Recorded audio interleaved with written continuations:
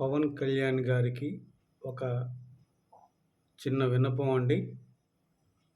తెలుగు ప్రజల తరపున ముఖ్యంగా జన సైనికులు, వీర మహిళలు, కాపు సోదరులు, కాపు మిత్రులు కోరిక మేరకు మీకు విన్నపం చేస్తున్నానండి. పవన్ కళ్యాణ్ గారు, మీరు ఎన్నో మీటింగ్‌లో చెప్పారు. కాపులు పెద్దన్న పాత్ర పోషించి అన్ని కులాలను కలుపుకొని వెళ్ళాలి. అన్ని కులాలను కలుపుకొని వెళ్ళి కాపులు పెద్దన్న పాత్ర పోషించి, ఆ కులాలకు కూడా మంచి చేయాలి.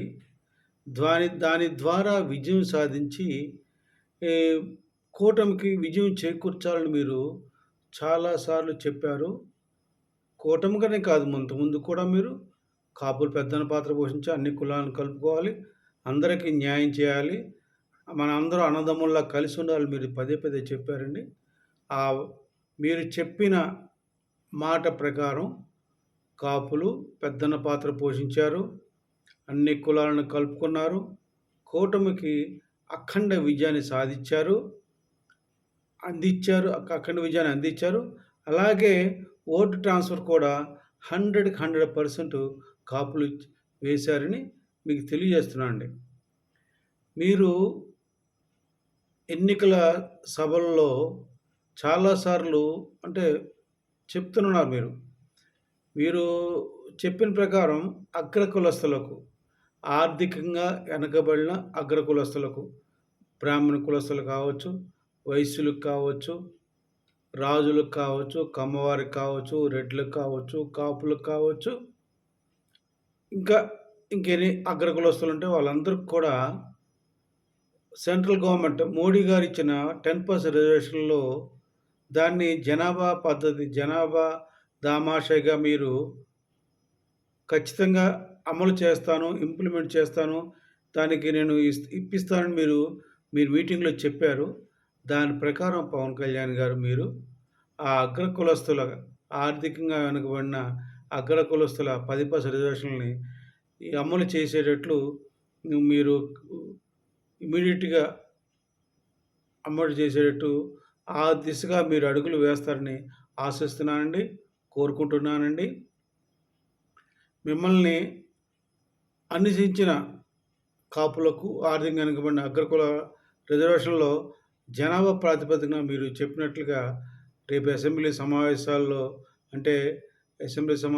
మీకు బడ్జెట్ సమావేశాలు ఉంటాయి కదండీ! ఆ బడ్జెట్ సమావేశాల్లో జీవో తీసుకురాగలరని ఆశిస్తున్నాను. మీరు మీ హామీలను 100% నెరవేరుస్తారని నమ్మకం నాకుంది. మీరు మాట తప్పరని మీరు చాలాసార్లు చెప్పారు. నేను తెగ్గోసుకుంటా గాని మాట తప్పనని మీరు అట్లాగన్నారు. మీరు నా కాలర్ పట్టుకోమని పదే పదే చెప్పారు.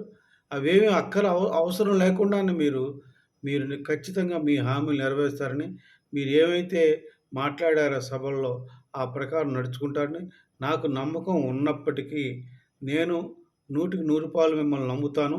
కానీ కొందరు జన సైనికులు, కాపు సోదరులు, స్నేహితుల కోరిక మేర మీకు ఈ వీడియో ద్వారా తెలియజేస్తున్నాను.